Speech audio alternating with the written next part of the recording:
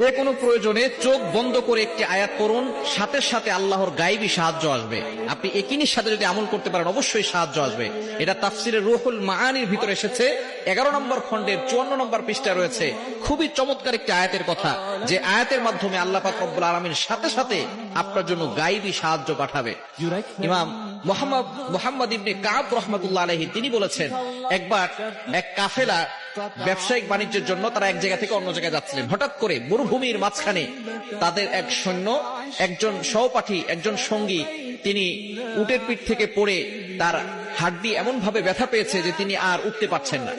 এখন এই কাফেলার লোকজন চিন্তা করেছে যে যদি তার জন্য আমরা বসে থাকি তাহলে আমরা আমাদের গন্তব্যে পৌঁছতে পারবো না, আমাদের অনেক দেরি হয়ে যাবে। তখন সকলে মিলে পরামর্শ করলো যে তুমি এখানে থাকো, আমরা চলে যাই। এখান থেকে যদি কোনো কাফেলা আমাদের এলাকায় যায় তাহলে তুমি তাদের সাথে আমাদের এলাকায় চলে যাও, তোমাকে আর আমাদের সাথে যেতে হবে না। এই কথা বলে তাকে সেখানে রেখে সেই কাফেলার লোকজন রওনা হয়ে দিয়ে চলে গেছে। কিন্তু আস্তে আস্তে করে সেখানে তিনি আর নড়তে চড়তে পারতেছেন না, কোনো লোকজন আসতেছে না। এমন সময় তিনি আল্লাহর কাছে শুধু দোয়া করতেছেন, আল্লাহ এই সময় আমি কি করবো, মরুভূমির মাঝখানে তার কাছে যতটুকু খাবার ছিল সেই খাবারটুকু আস্তে আস্তে শেষ হয়ে যাচ্ছে।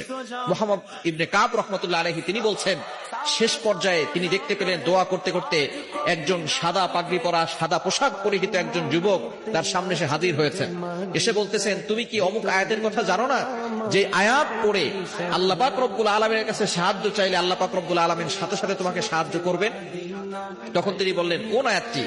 তখন তিনি সেই সাদা পোশাক পরিহিত যুবকটি তাকে সেই আয়াতের কথা বলে দিলেন।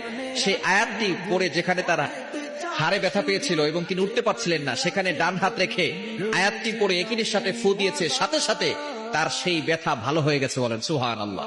আয়াতটি হচ্ছে 11 নম্বর পারা 6 নম্বর পৃষ্ঠা 14-15 নম্বর লাইন, সূরা তাওবার 129 নম্বর আয়াত। ফাইন তাওয়াল্লাউ ফাকুল হাসবিয়াল্লাহ লা ইলাহা ইল্লাহু আলাইহি তাওয়াক্কালতু ওয়া হুয়া রাব্বুল আরশিল আযীম। এই আয়াতটি হচ্ছে এমন একটি আয়াত, এই আয়াতের মাধ্যমে আপনি বলতে চাচ্ছেন যে আল্লাহ আপনার জন্য যথেষ্ট, আপনার আর কোনো কিছুর প্রয়োজন নাই।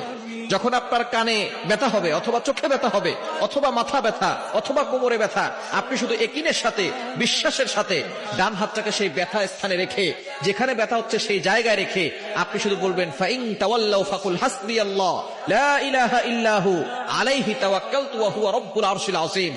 ইয়াকিনের সাথে যদি আপনি আমল করতে পারেন অবশ্যই অবশ্যই আল্লাহ আপনাকে শিফা দান করবেন এবং আপনি বিপদে আল্লাহর কাছ থেকে সাহায্য পাবেন, গায়েবী ভাবে আপনার কাছে সাহায্য আসবে। এজন্য বিপদে পড়লে হতাশ হয়ে যাবেন না, আল্লাহর উপরে ভরসা রাখবেন।